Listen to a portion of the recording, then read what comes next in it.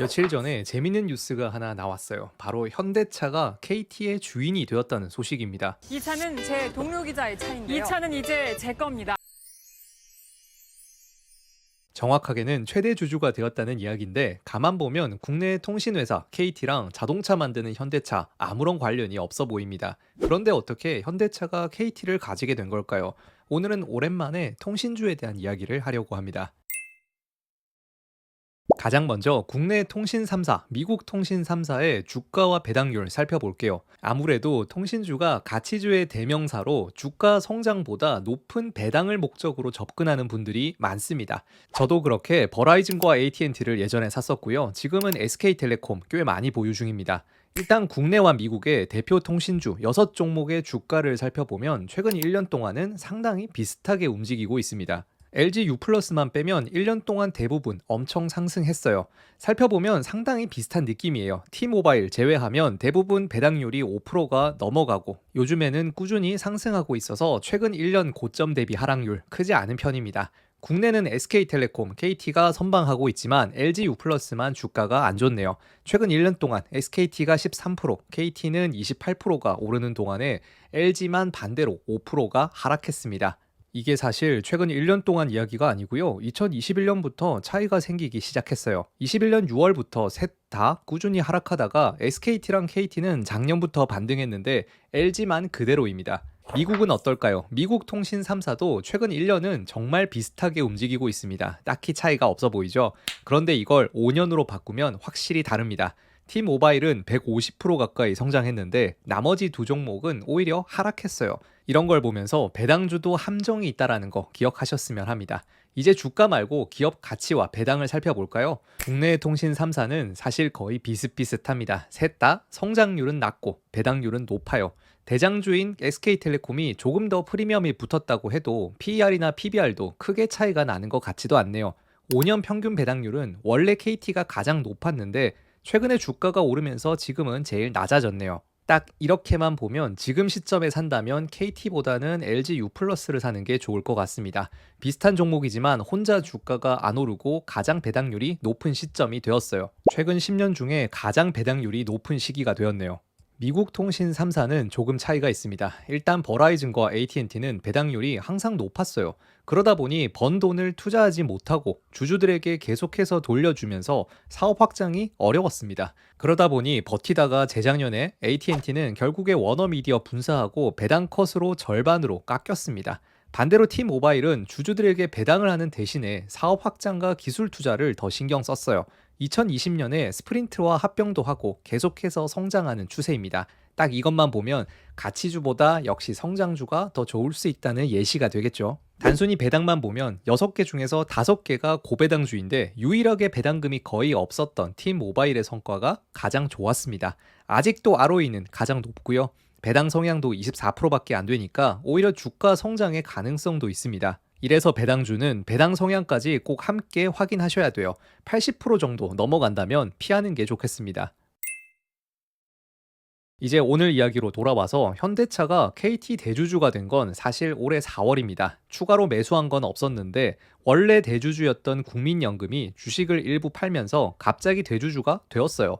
국내 전기통신사업법에 공익성 관련 요건이 있어서 이걸 정부에서 심사하는 데만 5개월 정도 걸렸다고 합니다.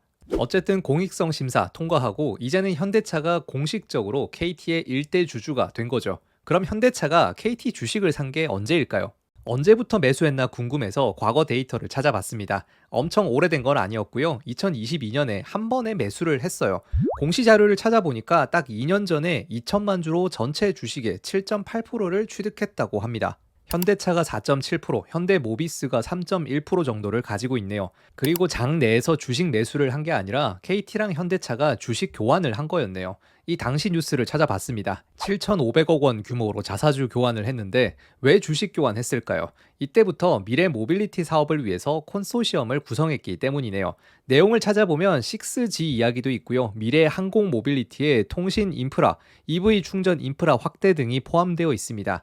이때 국내 통신 3사가 다 각자 팀을 꾸렸는데 일단 KT는 현대차랑 합쳤습니다. SKT는 한화시스템, 한국공항공사랑 함께 했고요. LG는 제주항공, GS칼텍스, 카카오 모빌리티랑 함께 했네요. 왠지 이렇게만 보면 KT 쪽이 제일 잘한 것 같은 느낌은 있네요. 요즘에 티맵도 이상하다는 얘기 많이 들리고 있고요. 카카오는 사실 조금 못 믿겠어요. 당장 현대차는 KT 주식으로 뭔가를 하겠다는 발표는 없습니다. 아직은 단순 투자라고 하는데 나중에 지분을 추가로 매입하거나 공동 사업을 벌린다면 이야기가 달라지겠죠. KT랑 현대차가 왜 컨소시엄 만들었을까요? 이때 등장하는 게 미래 모빌리티라고 하는 UAM입니다. 일명 하늘을 나는 드론 택시라고 하는데 이게 진짜로 내년부터는 상용화에 들어간다고 해요. UAM은 도심 항공 모빌리티라고 하는데 수직으로 이착륙하는 비행기라고 합니다. 공항에서만 비행기가 뜨는 게 아니라 예를 들어서 아파트 옥상에서 작은 비행기가 그대로 출발해서 다른 고층 빌딩 옥상으로 착륙을 하는 거예요. 서울에서 차가 막히면 1시간 걸리는데 UAM 타면 어디든지 10분 안에 갈 수 있겠죠. 문제는 비용일 겁니다. 여러분은 이거 얼마 정도면 탈 것 같나요? 예를 들어서 잠실에서 인천공항까지 막히면 2시간 정도 걸릴 거예요. 통행료랑 기름값 생각하면 지금도 15,000원 정도 나오고요. 대중교통을 타도 리무진 버스 2만 원 정도 합니다. 2시간에 2만 원 정도인데 이걸 만약에 15분 안에 갈 수 있다면 10만 원 정도 내더라도 탈 사람은 있겠죠. 그러다 보니 이게 사업 먹거리가 된다고 생각을 하는 겁니다. 신규 사업으로 통신 3사가 다 눈독을 들이고 있어요. 아까 KT 현대차 컨소시엄이 가장 괜찮아 보인다고 했는데 정작 저는 SK텔레콤을 가지고 있습니다. 그 이유 중에 하나가 SK텔레콤이 조비 에비에이션이라는 기업에 투자를 했는데 이 조비라는 기업이 UAM 기체를 만드는 가장 큰 회사란 말이죠. 일명 UAM 대장주라고 할 수 있는데 SK텔레콤이 이 조비라는 기업의 지분을 2% 가지고 있습니다. 올해 초에는 조비가 두바이의 에어택시 독점 계약까지 체결을 했어요. 빠르면 내년부터 항공 택시를 시작해서 시속 200km 속도로 승객 4명 정도 태우는 수준이라고 합니다.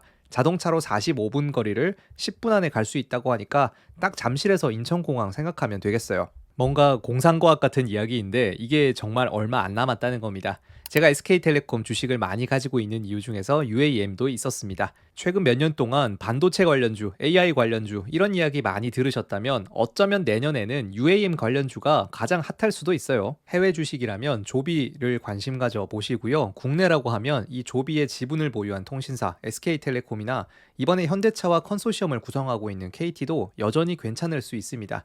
이래서 LG U+만 주가가 안 오른 거겠죠. 오늘 내용 정리해 보겠습니다. 한국과 미국 통신 3사 비교해 봤습니다. 통신주도 고배당으로 유명하지만 오히려 배당이 없었던 T모바일의 성과가 가장 좋았습니다.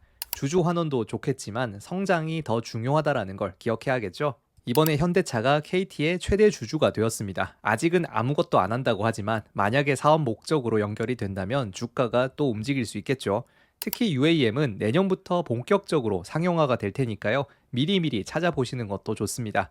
그런데 시간이 중요한 사람이라면 UAM 이거 타겠는데 사실 제일 중요한 건 비용일 겁니다. 가격이 얼마냐에 따라서 이용객이 많을지가 결정될 거예요. 주가도 거기에 따라서 반응할 거고요. 지금까지 주식 쇼퍼였고요. 저와 함께 즐거운 투자 이야기 함께하고 싶으시다면 구독과 좋아요 꼭 부탁드리고요. 또 다음 이 시간에 뵙겠습니다. 감사합니다.